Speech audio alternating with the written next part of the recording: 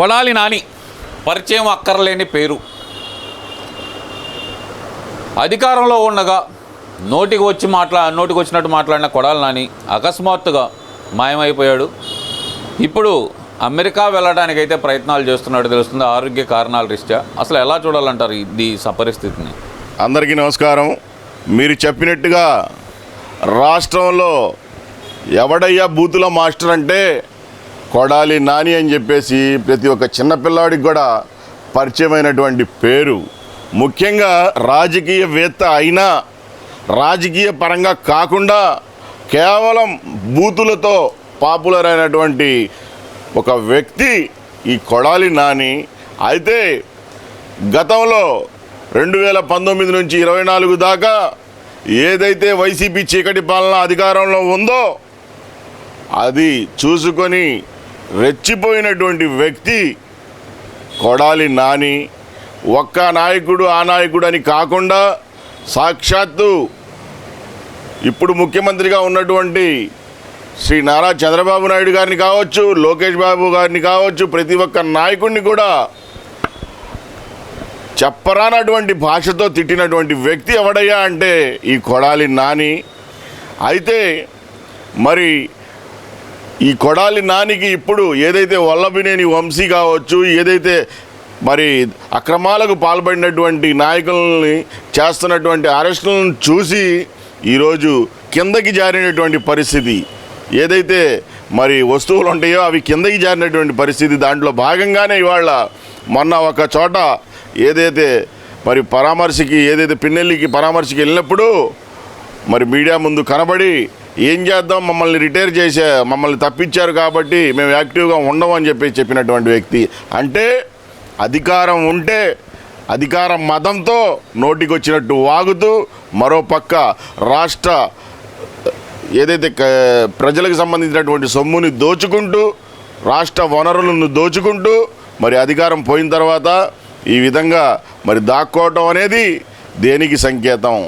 ముఖ్యంగా వైసీపీ నాయకులందరూ కూడా ఇదే కోవకు చెందినవారుగా భావించాలి. మరోపక్క ఏదైతే మరి రెడ్ కాస్ట్ నోటీసులు జారీ చేసినప్పటికీ ఈ కొడాలి నాని అనే వ్యక్తి ఖచ్చితంగా ఏదైతే ప్రజాసొమ్ముని అక్రమార్జంగా దోచుకున్నాడో దాంట్లో భాగంగా అతనిపై చర్యలు తీసుకోవాలి. దాంట్లో భాగంగానే మరి విచారణ సంస్థలు కావచ్చు, ప్రభుత్వం కావచ్చు వేగవంతమైనటువంటి చర్యలు తీసుకుంటున్నారు. కాబట్టే ఆ భయంతోనే ఎక్కడ మరి ఊచులు లెక్క పెట్టాల్సి వచ్చిద్దో అని చెప్పేసి అదృశ్యమైనటువంటి పరిస్థితి స్పష్టంగా కానొస్తూ ఉంది. ఒకవైపు హార్ట్ సర్జరీ జరిగిందని ఆయనకి ముంబై లీలావతి హాస్పిటల్లో ట్రీట్మెంట్ జరిగిందని చెప్తుండే, మరోవైపున ఆయన బయట పెళ్ళిళ్ళకి అంటే ఏదైతే కనుక హార్ట్ సర్జరీ జరిగి నెల రోజులు కూడా కాలేదో ఇప్పటికే పెళ్ళిళ్ళకి, బర్త్డే పార్టీలకి మరి ఆయన ఒక పక్కన తిరుగుతున్నాడు. మరి ఇక్కడ ఆయన స్నేహితులు కానీ లేదంటే వైసీపీ పార్టీ నాయకులు కానీ చెబుతుంది ఏంటంటే ఆయనకు ఆరోగ్యం పూర్తిగా క్షీణించింది, అమెరికా తరలించి ఏర్పాట్లు చేస్తున్నారు అనే మాట అయితే అంటున్నారు కదా. ఇందులో ఏది వాస్తవం అనుకోవాలంటారు?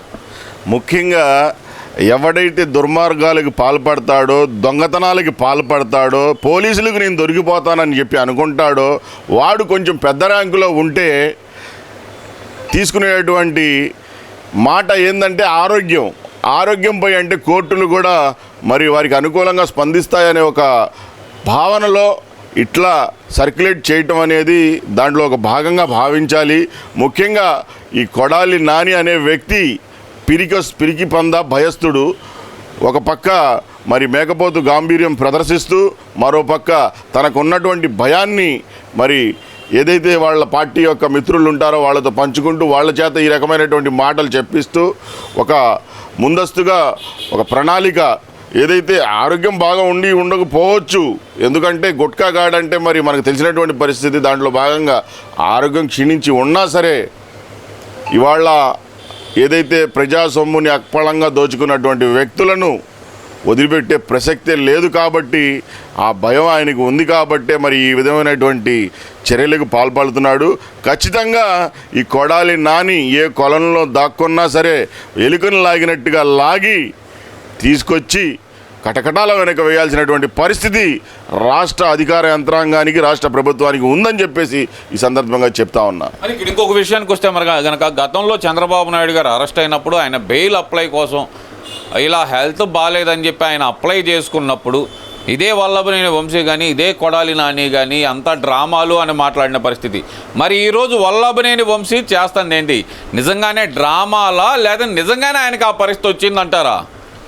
ఇవాళ ఏదైతే మరి బూతులకి మరో వ్యక్తిగా పేరుగాంచినటువంటి వ్యక్తి ఈ వల్లభనేని వంశీ, వీడు పిరికి పంద, వీడు అసలు ఎంత భయస్తుడంటే నేను పరిటాల రవీణ అనుచరుణ్ణని చెప్పేసి ఈ విధంగా తన రాజకీయ ప్రస్థానాన్ని ముందుకు సాగించుకొని తెలుగుదేశం పార్టీ పెట్టిన భిక్ష ద్వారా రాజకీయాల్లోకి వచ్చి లబ్ధి పొంది మరి ప్రజా సొమ్ముని ఈ 2019 నుంచి 24 దాకా మైనింగ్లు కావచ్చు, వివిధ రకాలైనటువంటి కబ్జాలు కావచ్చు, ప్రతి దాంట్లో మరి ఏదైతే మట్టి అమ్ముకున్నటువంటి వ్యక్తి కూడా ఈ వల్లభనేని వంశీ వైసీపీ అధికారంలో వచ్చిన తర్వాత వైసీపీలోకి వెళ్ళి, అయితే ఈరోజు ఏదైతే చెప్తున్నటువంటి మాటలు ఉండయో హెల్త్ కండిషన్ అని చెప్పేసి ఆ రోజు మాట్లాడినటువంటి మాటలు ఎప్పుడు చంద్రబాబు నాయుడు గారిని అక్రమ కేసులో 52 రోజులు మరి రాజమండ్రి జైల్లో ఉంచినప్పుడు ఏదైతే బెయిల్ కండిషన్కి వెళ్ళినప్పుడు వీళ్ళు చెప్పినటువంటి మాటలు ప్రతి ఒక్క ఆంధ్ర రాష్ట్ర పౌరుడికి కూడా తెలుసు. ముఖ్యంగా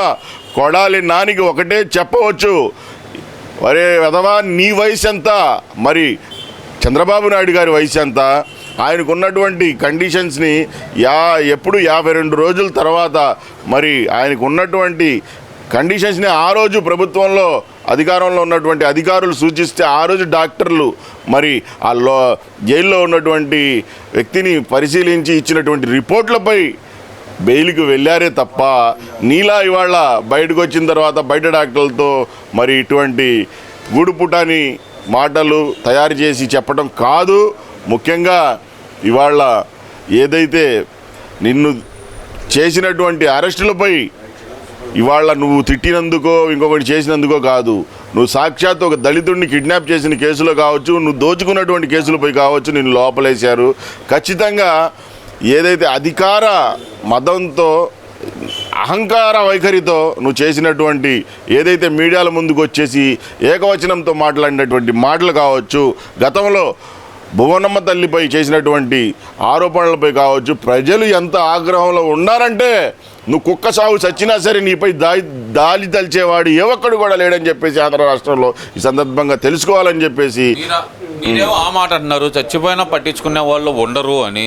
మరి నిన్న పేరు నాని మాట్లాడుతూ అయితే గనక వంగవీటి రంగా మరణంతో తెలుగుదేశం పార్టీ ఎన్టీఆర్ వైభవం తగ్గిపోయింది, ఇప్పుడు గనక వల్లభనేని వంశీకి ఏదైనా జరిగితే తెలుగుదేశం పార్టీకి మరణ శాసనమే, అది చంపేస్తాం మా తెలుగుదేశం పార్టీని అంటున్నాడు కదా. మరి పిచ్చి పాకానికి ముదిరి మాట్లాడుతున్నటువంటి మాటలు ఈ తొర్రి నానిగాడికి ఒకటే చెప్పదలుచుకున్నాం.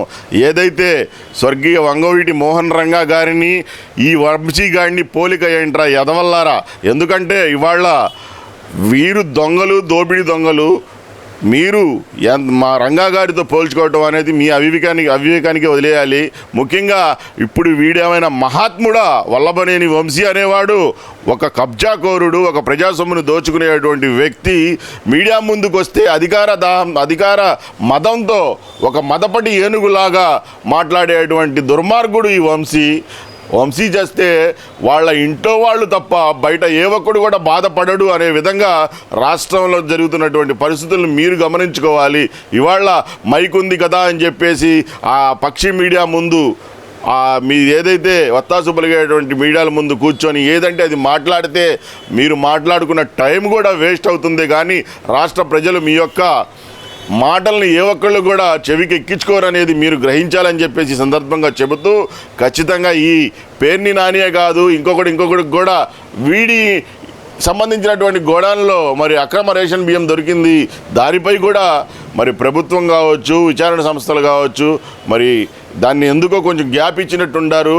అది వాళ్ళ శ్రీమతి పేరు మీద ఉందని చెప్పేసి కొంచెం ఆలోచనతో విచారణలు జరుగుతున్నాయి అనుకుంటా. బహుశా ఖచ్చితంగా ఎవడైతే అత్యుత్సాహంతో లేనివి ఉన్నట్టు ఉన్నవి లేనట్టు ప్రజలను మరి భయపెట్టే విధంగా, మరోపక్క ప్రజలను ప్రేరేపించే విధంగా మాట్లాడితే వాడిని మక్కలు ఎరగదీయాలని చెప్పేసి ఈ సందర్భంగా చెబుతూ ఈ పేర్ని నానిగాడు కావచ్చు, అంబటి కావచ్చు, రోజా కావచ్చు, ఈ వైసీపీ సంబంధించిన చీప్ బ్యాచీలో ఏ ఒక్కళ్ళు మీడియా ముందుకు వచ్చి మాట్లాడినా రాష్ట్ర ప్రజలు కించెత్తు కూడా వాళ్ళ మాటలు వినే పరిస్థితుల్లో లేరు అనేది వీళ్ళు గ్రహించాలి. వీళ్ళు మూర్ఖులు కాబట్టి వీళ్ళకి అన్నీ తెలిసినా సరే ఆ మైకుల ముందుకు వచ్చేసి ఇష్టానుసారంగా మాట్లాడటం తప్ప వీళ్లకు ప్రజా సమస్యలపై పోరాటాలు కావచ్చు, మరోపక్క ప్రజల సమస్యలు తెలుసుకోవటాలు కావచ్చు, ఏ ఒక్కటి కూడా వాళ్ళకి పట్టినటువంటి పరిస్థితి. ఎందుకంటే సాక్షాత్తు వాళ్ళ పార్టీ అధినాయకుడే మరి ఆయన యొక్క ఆస్తులను పెంచుకోవడంలో, ఆయన యొక్క కేసుల్ని రక్షించుకోవడంలోనే ఉంటాడు. కాబట్టి ఇవాళ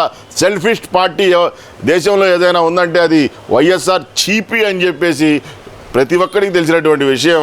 దాన్ని ఆ విధంగానే చూస్తారు. కానీ ఇవాళ ఏదైతే 2019 నుంచి 24 దాకా జరిగినటువంటి చీకటి పాలన తర్వాత రాష్ట్ర ప్రజలు వైసీపీ పార్టీని తీసుకెళ్లి బంగాళాఖాతంలో కలిపేశారు.